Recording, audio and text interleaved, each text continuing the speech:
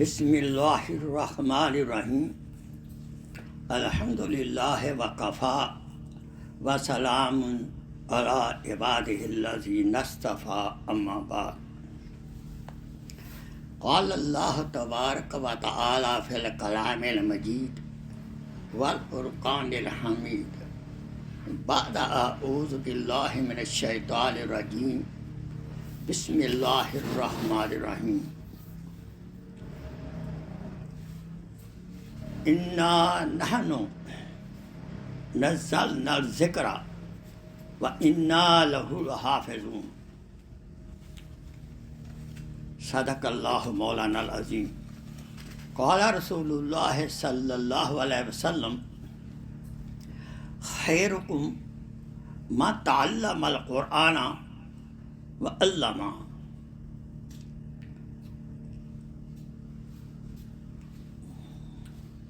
میرے محترم بھائیوں، دوستوں، بزرگوں، السلام علیکم رحمۃ اللہ وبرکاتہ۔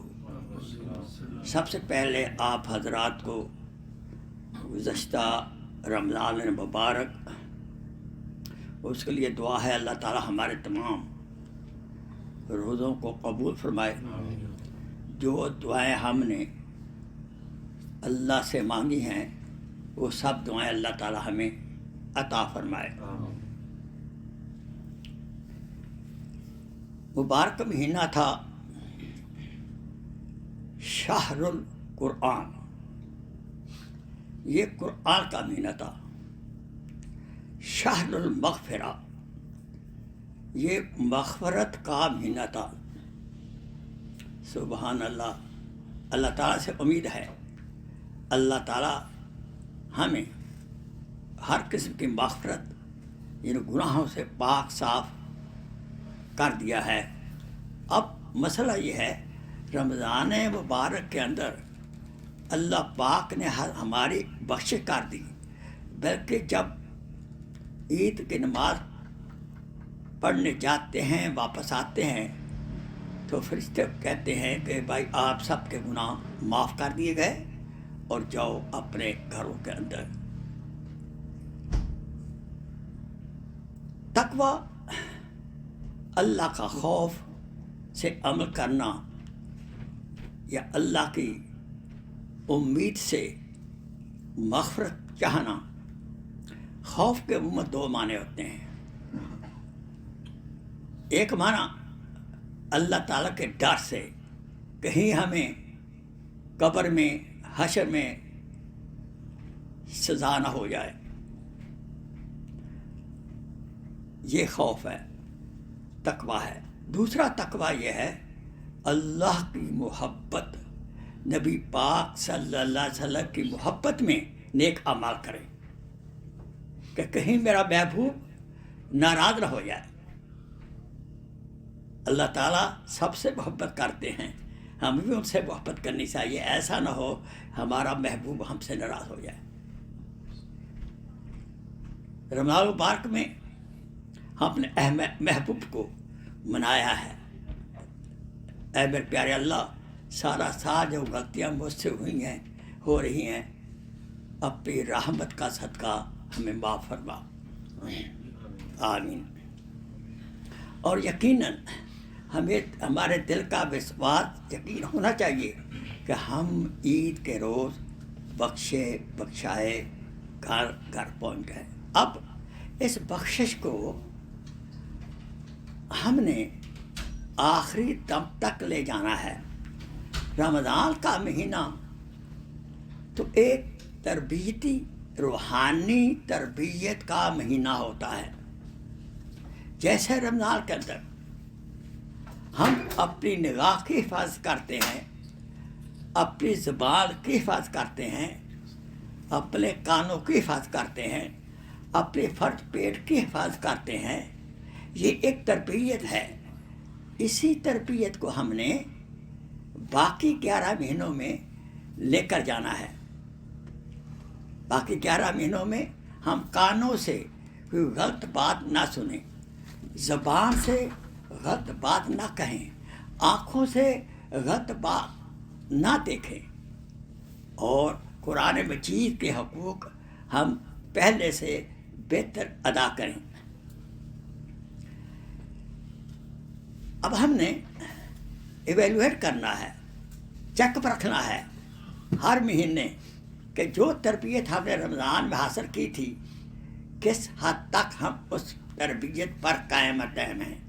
اس لیے ہمیں چاہیے رمضان کے اندر جیسے ہماری پاکیزہ زندگی رہی ہے ویسی پاکیزہ زندگی بلکہ اس سے بڑھ کر پاکیزہ زندگی ہم گزارنے کی کوشش کریں۔ رمضان میں جیسے ہم زیادہ مالی عبادات کی ہیں تو رمضان کے بعد بھی ہم مالی عبادات کا خیال رکھیں، اور جیسے ہم نے بدنی عبادات رمضان میں کیے ہیں ایسے ہی ہمیں رمضان کے بار بار بھی بدنی عبادات کا خیال رکھنا چاہیے۔ مالی ان صلاۃ، بے شک نماز جو ہے ہمیں ہر برائی سے روکتی ہے، اور اسپیشلی رمضان کے اندر تو ہم نے انشاءاللہ برائی نہیں کی۔ چک ہے کوئی زیادہ بھی اونچی بولتا ہے تو ہم اس کہتے ہیں بھائی میرا روزہ ہے۔ اب یہ تربیت ہے، اس تربیت کو سارا سال جانا ہے۔ گھر کے اندر اونچی بولے میں مسلمان ہوں، مومن ہوں، روزہ ہے، نبی کی سنت کے خلاف ہے، میں جواب دوں معاف کرو معاف کرو معاف کرو۔ جس کے اندر معاف کرنے کی صفت آ جائے گی وہ کبھی پریشان نہیں ہوگا۔ پریشان کب ہوتے ہیں؟ جب کسی نے زیادتی کی ہو۔ ہم دماغ میں پلاننگ کرتے ہیں تاکہ سوتے وقت بھی، سونے سے پہلے وہ پلاننگ ہو رہی ہے، کل کیسے بدلہ لینا ہے، مجھے کیسے موقع ملنا ہے، تو زندگی کیا ہوتا ہے؟ یہ تو مصیبت ہے زندگی۔ جو چاہتا ہے کہ اللہ مجھے قیامت کے روز معاف کرے، اس کو چاہیے اس کے بندوں کو معاف کرتا رہے۔ اس سے آپس میں محبت پیدا ہوگی، آپس میں سلوک محبت پیدا ہوگی۔ بالخصوص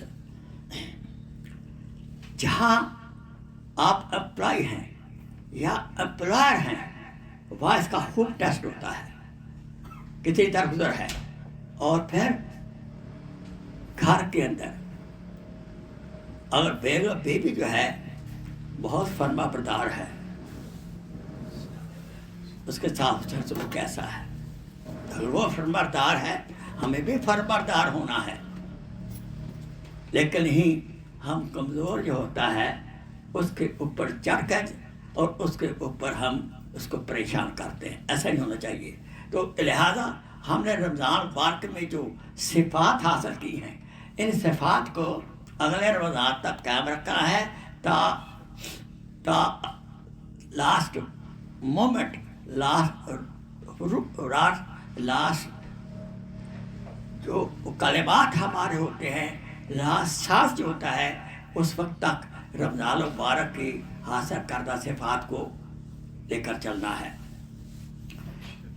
سب سے بڑی نعمت ہمیں جو ملی ہے وہ قرآن حکیم ہے، تمام کتابوں سے افضل کتاب ہے۔ کسی اور کتاب کی، زبور، انجیل، تورات، کسی کی بھی اللہ تعالیٰ نے گارنٹی حفاظت کی نہیں لی۔ کیوں؟ وہ وقت کے نبی کے ساتھ اس کے بعد اس کا اثرات جو تھے اس پر عمل کرنا ختم ہو گیا تھا۔ لیکن حضور اکرم صلی اللہ علیہ وسلم کی کتاب وہ نازل کی اللہ پاک نے جس نے تا قیامت رہنا ہے، کیونکہ نبی پاک تا قیامت کوئی نبی نہیں آئے گا، ہمارا عقیدہ ہے۔ لہذا یہ آخری کتاب ہے، آخری نبی ہے، آخری کتاب ہے۔ اس میں بڑا خوش قسمت ہونا چاہیے۔ ایک ایک لفظ کے اوپر کیا نیکیاں ملتی ہیں، اور قرآن بھی شفا بھی ہے، روحانی امراض کی بھی شفا ہے، جسمانی امراض کی بھی شفا ہے۔ نفسیاتی امراض کی بھی شفا ہے، معاشرتی امراض کی بھی شفا ہے، یہ قرآن ہے۔ لیکن بدقسمتی سے ہم قرآن کا حق ادا نہیں کر رہے۔ اس کی ایک سب سے بڑی وجہ یہ ہے، ہم قرآن کے معنی پر تدبر نہیں کرتے۔ تدبر بات کی بات ہے، ہم سارا سال اس کی تلاوت کرتے ہیں، بہت اجر کا کام ہے، ایک لفظ کے اوپر 10-17 نیکیاں ملتی ہیں۔ لیکن قرآن کا مقصد یہ نہیں ہے کہ ہم ہر روز اس کی صرف تلاوت ہی کریں، جو کرنی چاہیے۔ محب کا محبوب کو خط آتا ہے اور وہ خط کو چومتا ہے، آنکھوں پہ لگاتا ہے اور اس کو پڑھتا ہے۔ لیکن محبوب تو دوسری لینگویج میں خط لکھا، اب مجھے لینگویج آتی نہیں ہے، تو جو محبوب نے کہا ہے کہ یہ لے جانا ہے، یہ لانا ہے، اس پہ عمل کرنا ہے، تو اس سے تم آری رہیں گے نا۔ اس لیے ہمیں چاہیے قرآن مجید کو ہم معانی کے ساتھ پڑھیں۔ اول تو حق یہ ہے کہ اللہ تعالیٰ کی زبان ہے، قرآن مجید کی زبان ہے، رسول اکرم صلی اللہ علیہ وسلم کی جو زبان ہے اس عربی زبان کو سیکھیں۔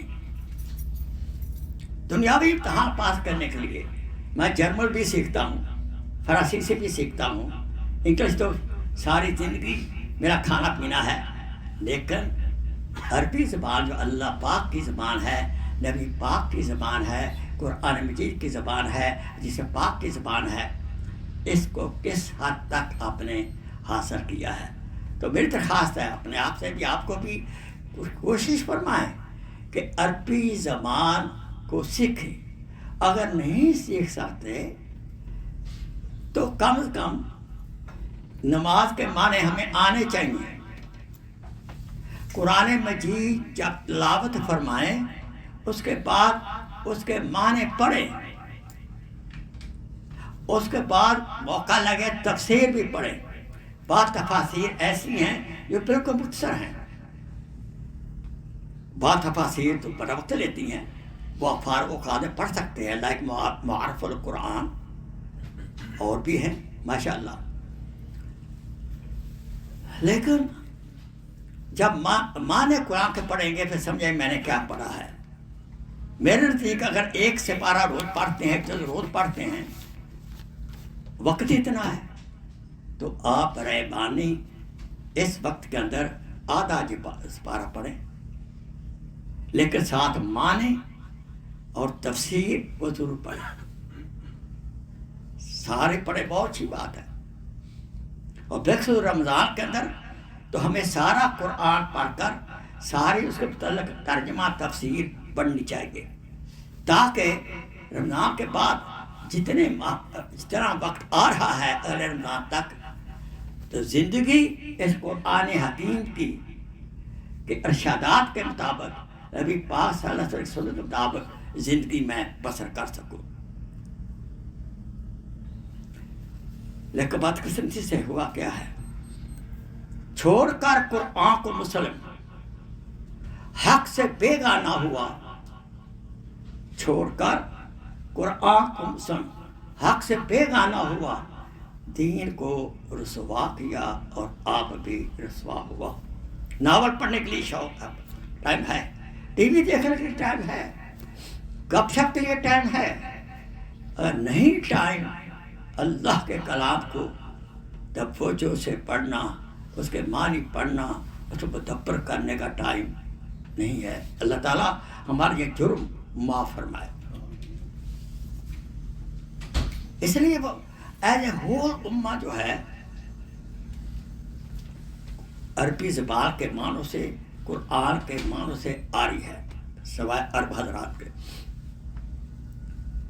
اسی لیے ہمارا ضمیر، ہمارا دماغ اسلامی حکمرانی نہیں چاہتے۔ کیوں؟ عمل کرنا پڑے گا۔ تو اللہ سے دعا ہے اللہ ہمیں قرآن کا صحیح سے حق ادا کرنے کی توفیق عطا فرمائے۔ جنت میں حافظ قرآن کو کہا جائے گا قرآن کی تلاوت کر، ہر آیت کے اوپر آپ ایک درجہ بلند ہوں گے، جب آخری آیت پڑھیں گے اتنے درجات جنت میں آپ کے بلند ہو جائیں گے۔ اس لیے خوش قسمت با عمل حافظ قرآن ہے، اور ہمیں بھی جتنا زیادہ ہو سکے وہ قرآن کو حفظ کرنا چاہیے۔ حتیٰ کہ سورہ یاسین کے بارے میں آقا سرور عالم صلی اللہ علیہ وسلم فرمایا ہے، میرا جی چاہتا ہے کہ میرا ہر امتی سورہ یاسین کو سینے میں جوڑ دے، سینے میں محفوظ کر لے، اور یاد رکھیں سورہ یاسین کیا ہے؟ تمام مشکلات کا حل ہے۔ اس لیے دیکھا ہوگا آپ نے، جب بندہ سخت بیمار ہوتا ہے اور ہم نوٹ کرتے ہیں کہ یہ جانے والا ہے، تو گھر والے سورہ یاسین پڑھتے ہیں تاکہ اس کی مشکل حل ہو جائے۔ مشکلات کا حل سورہ یاسین ہے۔ جب کہیں آپ سٹک ہو جائیں، کبھی مسئلہ آ جائے، تو سورہ یاسین پڑھنی شروع کر دیں، تو انشاءاللہ وہ مسئلہ آپ کا حل ہو جائے گا۔ جیسے بال مکھن سے بٹر سے نکالتے ہیں، ایسے ہی اللہ پاک آپ کو ان مسائل سے ماشاءاللہ بری ذمہ فرما دیں گے۔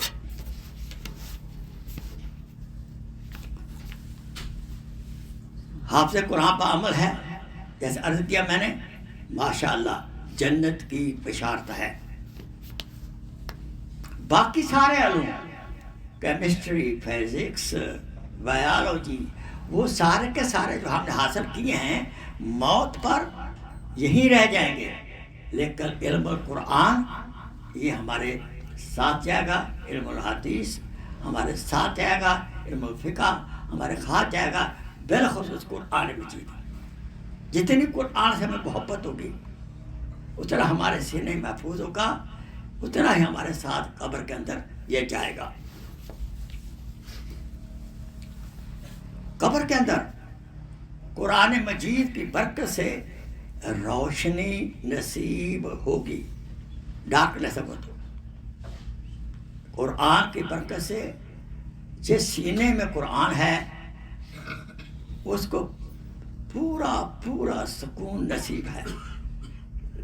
لہذا ہمیں زیادہ سے زیادہ قرآن کو تدبر کے ساتھ پڑھیں، اور اپنی اولاد کو پہلی فرصت میں قرآن مجید پڑھائیں، اور ان کو انکرج کریں کہ بیٹے روز پڑھنا ہے، لیکن ساتھ ساتھ مسئلہ یہ ہے امی اور ابو کا روز تلاوت کرنا یہ مسٹ ہے۔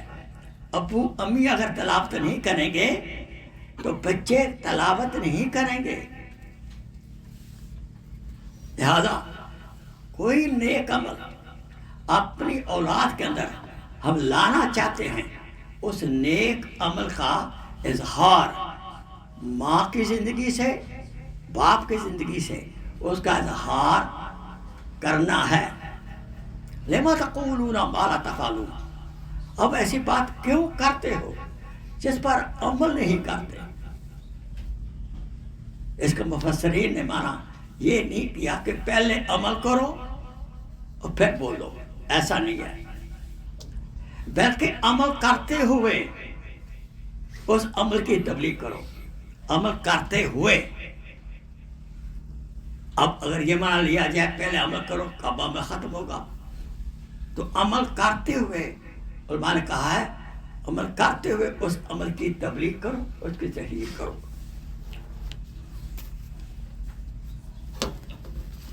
حافظ قرآن کو جہنم کی آگ نہیں جلا سکتی۔ یہ دنیا میں دیکھا گیا ہے، خدا نخواستہ کہیں آگ لگ جائے کسی مسجد میں یا گھر میں، اور وہاں گھر سارا ختم ہو جاتا ہے، لیکن وہاں قرآن مجید ہے، اس کو آگ نہیں جلاتی۔ یہ کئی شہادتیں موجود ہیں. کاش کہ وہ قرآن ہمارے سینے میں ہو. قرآن ہمارے سینے میں ہوگا سبحان اللہ، پھر جنت کی بہاریں دنیا میں بھی ہیں اور قبر میں بھی ہیں اور آخرت میں بھی ہیں. قرآن ایک معجزہ ہے. اس معجزے کو آپ کے سینے میں رکھنا ہے. قرآن از اے میریکل. ایسا کتاب پہلے نہیں کوئی آئی نہ آئے گی. باقی ساری کتابیں جو ہیں وہ جب نازل ہوئی تو مفہوم جو تھا وہ اس نبی پاک کے قلب اطہر پر پہنچا دیا گیا. اب اس نبی نے اس مفہوم کو اپنی اس زبان کے اندر عربی سریانی جو زبان تھی نبی نے پیش کر دیا. لیکن قرآن مجید واحد کتاب ہے جو کہ لوح محفوظ میں لکھی ہوئی ہے، عربی میں ہی لکھی ہوئی ہے. عربی نبی کے اوپر عربی زبان میں نازل ہوئی ہے. اور اس پیارے حبیب مصطفیٰ صلی اللہ علیہ وسلم نے ہمیں ویسے ہی قرآن ہمیں عربی زبان میں ہی عطا کیا ہے. اگر کوئی ترجمہ پڑھے سر، بعض دفعہ ایسا ہوا کہ لوگ اس بات پر تشہیر کر رہے تھے، ارے عربی نہیں آتی تو ترجمہ پڑھ لیا کرو. لہٰذا ترجمے والے قرآن آ گئے اردو، اور لوگ اردو پڑھ رہے ہیں. یہ تو ظلم ہے اپنی جان پر قرآن پڑھ بھی. بھائی اردو زبان ہے، ترجمہ اللہ کے بندو عربی پہلے پڑھ لو، اس کے بعد ترجمہ پڑھ لو اور مجھ سے تفسیر بھی پڑھ لو. اس میں ریکمینڈ کیا کرتا ہوں، بعض تفاسیر آپ کی نگاہ میں ہوں گی ماشاءاللہ. حضرت شبیر عثمانی، حضرت مولانا شبیر عثمانی رحمۃ اللہ علیہ کی جو تفسیر ہے، جو ترجمہ ہے، وہ مختصر ترجمہ ہے اور تفسیر بھی مختصر ہے. معرف القرآن تو مشکل ہے، وہ بڑی لمبی تفسیر ہے. ہاں لیکن فارغ اوقات کے اندر معرف القرآن بھی پڑھیں یا اور جو تفسیر آپ کو پسند ہے. لیکن یاد رکھیں کوئی تفسیر نہ پڑھیں عالم اپنے عالم اپنے مفتی کے مشورے کے بغیر. کئی ایسی تفاسیر ہیں جو کہ آپ کو گمراہ بھی کر دیں گی، جو کہ گمراہ فرقہ جیسے مرضی ہیں. اور نام کیسا رکھا انہوں نے؟ احمدی ماشاء اللہ. تو وہ جو ان کی مرضیوں کی ان کی احمدیوں کی تفسیر ہے اس میں ساری گڑبڑ ہے. اسے ہر تفسیر نہیں پڑھنی. اپنے عالم دین سے اپنے مفتی راہ سے کنسلٹ کر کے کہ یہ میں تفسیر پڑھوں یا نہ پڑھوں. جیسے پہلے عرض کیا معارف القرآن تفسیر عثمانی ماشاء اللہ بہترین اردو زبان ہے. انگلش میں بھی ترجمے موجود ہیں، آپ پڑھ سکتے ہیں.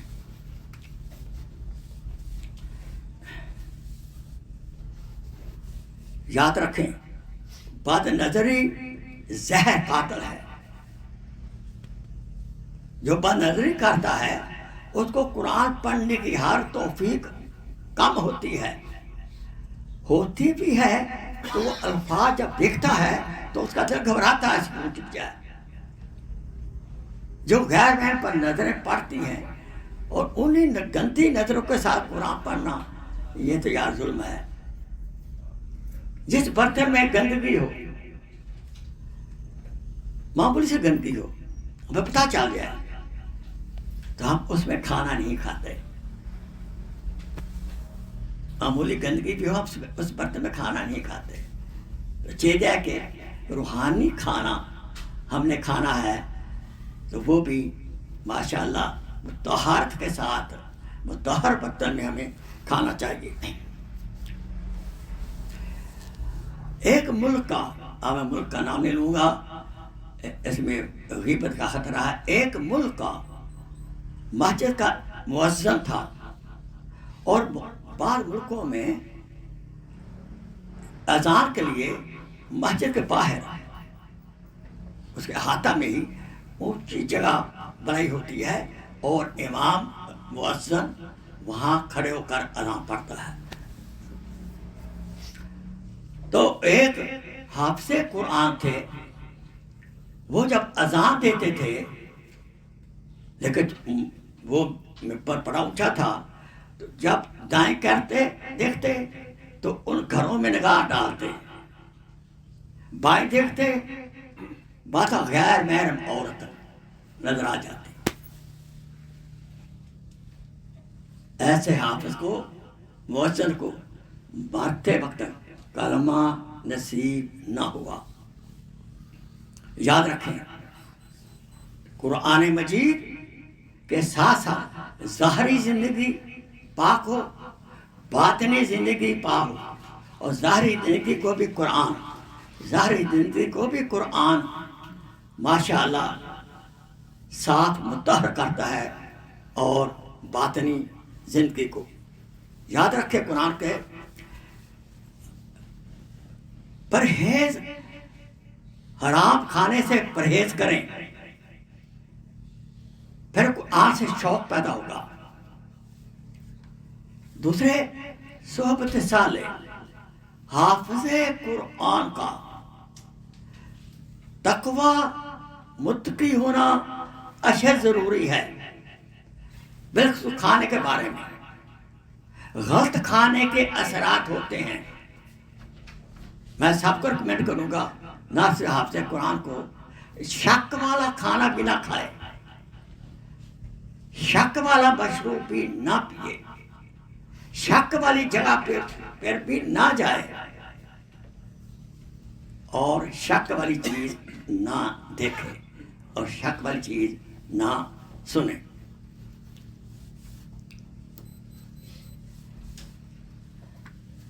بچہ وہ حفظ قرآن کرتا ہے، اس کی مثال ایسے ہے پتھر کے اوپر لکیر ہے. جیسے پتھر کے اوپر لکیر ہو وہ جلدی مٹائی نہیں جا سکتی. تو بچپن میں حفظ کرنا آسان بھی ہوتا ہے اور ہمیشہ بھی ہوتا ہے. اس کا مطلب یہ نہیں ہے کہ ہم بڑے ہیں، ہم اس نعمت سے محروم ہو رہے ہیں. نو نو نو، ہاں بڑوں کو بھی جتنا ہو سکتا ہے ہمیں قرآن کو حفظ کرنا چاہیے. مجھے ایک ڈاکٹر صاحب یاد ہیں، بڑی عمر کے ڈاکٹر ہیں ماشاء اللہ، ڈینٹسٹ ہیں. وہ جب وقت فارغ ہوتا وہ قرآن کھول لیتے، اور بڑی عمر کے اندر اللہ کا فضل ہے انہوں نے حفظ قرآن کیا فور ٹائم جاب کے ساتھ بڑی عمر میں. تو یہ کبھی شیطان کا دھوکے میں نہ ہے اور بڑی عمر ہو چکی ہے کیا ہوگا. نہ بھائی، آپ نیت کریں قرآن حفظ کرنے کی، حسب توفیق شروع کر دیں. اور قرآن مجید ایک سورہ یاد کرنے بعد موت آ گئی تو حافظ قرآن میں اٹھیں گے آپ. نیت میں کیا حرج ہے؟ ایک آیت بھی روز کی زبانی یاد کریں، مشکل نہیں ہے. 365 آیتیں سارا سال یاد ہو جائیں گی. یاد رکھیں، سبحان اللہ. ہمت کریں، کوشش کریں، ہمت کریں. اللہ سے دعا ہے اللہ تعالیٰ ہمیں قرآن مجید سے محبت عطا فرمائے اور قرآن پر عمل کرنے کی توفیق عطا فرمائے اور قرآن کے آگے اشاعت کرنے کی توفیق عطا فرمائے. قرآن مجید کا ادب و احترام کرنے کی توفیق عطا فرمائے. اللہ سے دعا ہے اللہ تعالیٰ ہمارے سینے میں قرآن کی شفاعت، قرآن کا نور بھر دے. وآخر دعوانا ان الحمدللہ رب العالمین. جزاک اللہ خیر. Please share this video as a صدقہ جاریہ. جزاک اللہ خیر.